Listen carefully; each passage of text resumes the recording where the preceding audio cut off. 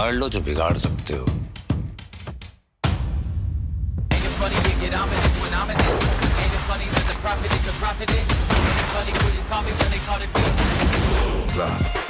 ईंधन बदला. హోస్లా, ఇంధన్, బదలా, ఈ 3 బుక్కలు చాలు ధురంధర్ సినిమా ఎలా ఉండబోతుంది చెప్పడానికి. ట్రైలర్ అయితే చాలా బాగుంది. అండ్ కొన్ని కన్సర్న్స్ అయితే ఉన్నాయి నాకు మూవీ మీద. ఎందుకంటే నేను ఫస్ట్ మూవీని నేను సెకండ్ డే చూసి ట్రైలర్ రిలీజ్ అవ్వకముందు నుంచి కూడా ఎప్పుడైతే ఇది రూమర్స్ అయితే వచ్చాయో నేను అప్పటి నుంచి కూడా కొంచెం ఎక్సైటెడ్గానే ఉన్నాను. రణ్వీర్ సింగ్కి ఇది మేక్ ఆర్ బ్రేక్ మూవీ అనుకున్నాను, కానీ ఇది అసలు not only it make him, it just remake him అన్నట్టు. అది it just blue up exponentially అయితే ఖచ్చితంగా ఉంది. సో అలాంటిది అంటే కన్సర్న్స్ అంటే ఏదో పెద్ద ఇది తప్పు అవుతుంది కరెక్ట్ అవుతుంది కాదు, అదర్ పీపుల్ పర్సెప్షన్ ఇలా ఉంది, అది ఎందుకు కరెక్ట్ కాదు అని చెప్పే అడ్రస్ అని అనొచ్చు, దాన్ని అడ్రస్ చేసే విషయం అని అనొచ్చు.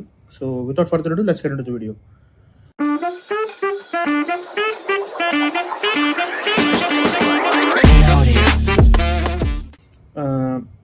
ఈ మూవీ గురించి చెప్పడానికి అయితే ఏం లేదు, ఎక్స్పెక్టేషన్స్ అయితే పీక్లో ఉంటాయి. టాక్సిక్తో కాంపిటీషన్ కూడా లేదు. సో కలెక్షన్స్ విషయంలో అరే ఇది తక్కువ చేస్తుంది అది ఎక్కువ చేస్తుంది అని ఆలోచించాల్సిన అవసరం కూడా లేదు. It's going to be solo release, it's going to be jam pack theatres ఎక్కడ చూసినా సరే, అందులో నో డౌట్. అంటిల్ నాకైతే even worst case scenario flop అయినా కూడా 1 week హౌస్ఫుల్ పడినా కూడా మీరు ఆశ్చర్యపడాల్సిన అవసరం లేదు. అండ్ అందుకంటే హైప్ చాలా ఉంది. నేను ఎవరిని నా సోషల్ సర్కిల్లో కావచ్చు, నాకు తెలిసిన వాళ్ళలో ఎవరిని అడిగినా వాళ్ళు ఫస్ట్ చెప్పేది భారత్ 19లో వాళ్ళకి తెలిసిన సినిమా మా దురంధర్ తర్వాత ఏదైనా మీకు అర్థమవుతుంది. Even when toxic was there and it's not to offend anybody, అదే ట్రూత్. కంపారిటివ్ అడిగినా కూడా ముందు దురంధర్ చూసిన తర్వాత వేరే సినిమాకి టాక్సిక్ వెళ్తా అన్నవారు. సో హైప్ అయితే తారా స్థాయిలో ఉంది. అండ్ ట్రైలర్ దాన్ని అయితే జస్టిఫై చేసేలాగే ఉంది. మనకి ఆన్లైన్లో ఆల్రెడీ స్టార్ట్ అయిన క్రిటిసిజంలో కొంత పార్ట్, నేను క్రిటిసిజంని కూడా ఎందుకు తీసుకొస్తున్నానంటే I didn't think it was valid. Manoj Bajpayee గారు ఒక మంచి మాట అంటారు అనమాట. నేను పార్ట్ 1 వీడియోలో కూడా చెప్పినట్టు గుర్తు నాకు, ఒకసారి చెక్ చేసుకుంటాను నేనే. ఏంటంటే మనకి నచ్చని సినిమాని మనం ఆపడానికి ట్రై చేసాం అనుకోండి, మనకి నచ్చేది వేరే వాళ్ళకి నచ్చని సినిమాని వాళ్ళు ఆపడానికి ట్రై చేస్తారు. It's as simple as that. అంటే నీ వాల్యూస్ని నీ మోరల్స్ని జస్టిఫై చేయన కారణంగా నువ్వు సినిమా రిలీజ్ అవ్వకూడదు అన్నది అందుకంటే మూర్ఖత్వం ఇంకోట్లేదు. వాట్ ఎవర్ దిస్ ఆ సినిమాలో వాళ్ళు ఏం చెప్పాలనుకున్నా ఏం చెప్పదలుచుకున్నా, ఎలాంటి ఎక్స్ట్రీమ్ హైదర్లాండ్ సినిమాకి ఎంత దాన్ని ఏమంటారు ఆదరణ దొరకాలో దీనికి ఎంత దొరకాలి. అది డిఫరెంట్ కాదు, ఇది డిఫరెంట్ కాదు. They are just expressing their views. మనం దాన్ని రెస్పెక్ట్ చేయగలిగిన రోజే మనకు కొంచెం ఒక డిగ్నిటీ అనేది మెయింటైన్ అవుతుంది సొసైటీలో అని నాకు అనిపిస్తుంది. So okay, without getting too much into this, let's talk about the movie it self.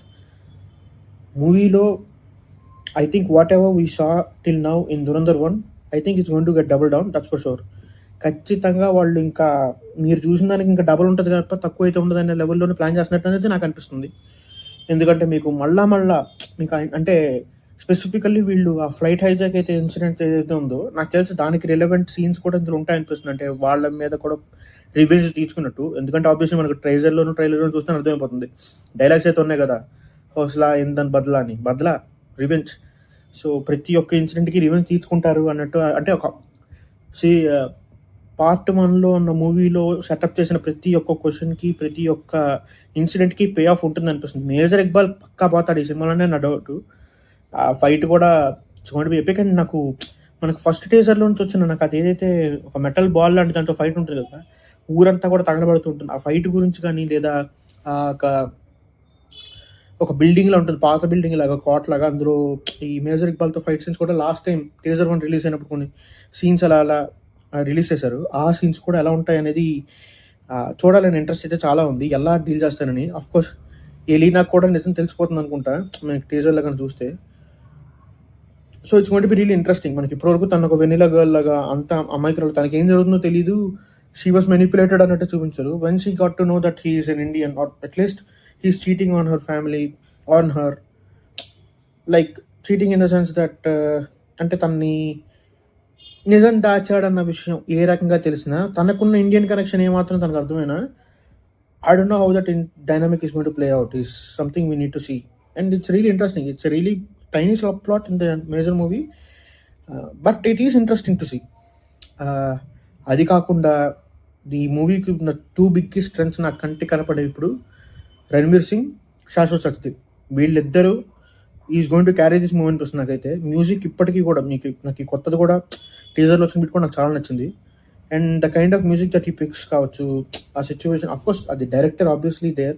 నేను డైరెక్టర్ పేరు మెన్షన్ చేయకపోవడానికి కూడా కారణం ఏంటంటే అసలు అతను లేకపోతే సినిమా లేదు. ధురంధర్ ఈజ్ ఆదిత్యధర్ అనొచ్చు ఒక రకంగా. అది and when it comes to Ranveer Singh, తన సటిల్డ్ పర్ఫార్మెన్స్ని ఏదైతే అందరూ అసలు బ్యాక్గ్రౌండ్ యాక్టర్ అని ట్రోల్ చేశారో, I think they are all of those people are going to get answers. నిజంగానే చాలా మందికి అర్థం కాని ఏంటంటే స్పై అంటే అలానే ఉండాలి. మరి స్పై అన్నారు కదా అని చెప్పి మనకి వార్ సినిమాలో లాగా హెలికాప్టర్లో దిగుతూ స్మోక్ చేసుకుంటూ లేకపోతే ఇంకేవో షోస్ చేసుకుంటూ కూర్చుంటే వాళ్ళని స్పైలు అనరు.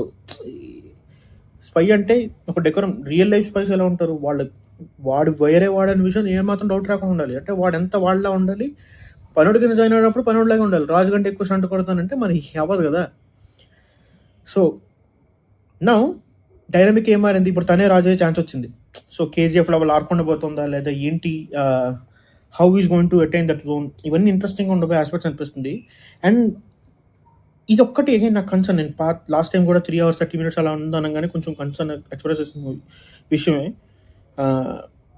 క్లోజ్ టు 4 hours అంటున్నారు, 3 hours 53 minutes అంటున్నారు రన్ టైము. అదొక్కటే నాకు కొంచెం కన్సర్నింగ్గా ఉంది.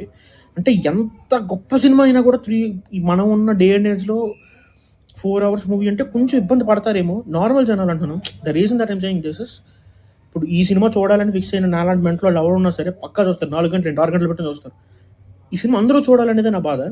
ఇంత మంచి సినిమా, స్పై యూనివర్స్ అంటే ఇలా ఉంటుంది, స్పై సినిమా అంటే ఇలా తీయాలి, ఇది ఇండియన్ స్పైస్ అంటే ఇలా ఉంటారు. అంటే ఇదేమీ యాక్యురేట్ రిప్రజెంటేషన్ అంటలేదు. బట్ ఇప్పుడు వరకు మనకు దొరికిన ఏ అడాప్టేషన్ కూడా దీంతో కంపేర్ చేస్తే దీనికి అవమానం అవుతుంది. అది మాత్రం ఖచ్చితంగా చెప్పగలను. సో ఇలాంటి సినిమా చూస్తేనే కదా వాళ్ళకి తెలిసేది స్పైస్ అంటే ఇలా ఉంటారండి. లేకపోతే ఏమనుకుంటారు, నేను పట్టుకున్న కొందరికి 3 ఏళ్ళ లాగా నేను చూసిన స్పై యూనివర్స్ అనుకుంటారు. అంతకంటే దరిద్రం కొట్టలేదు. సో అది జరగకుండా ఉండాలంటే I think it needs to reach more people. అది జరగాలంటే కొంచెం రన్ టైంలో ఏమైనా మార్పులు చేస్తారు. అఫ్కోర్స్ రీషూట్స్ కూడా ఏవో జరిగాయి అంటున్నారు ఈ గ్యాప్లో.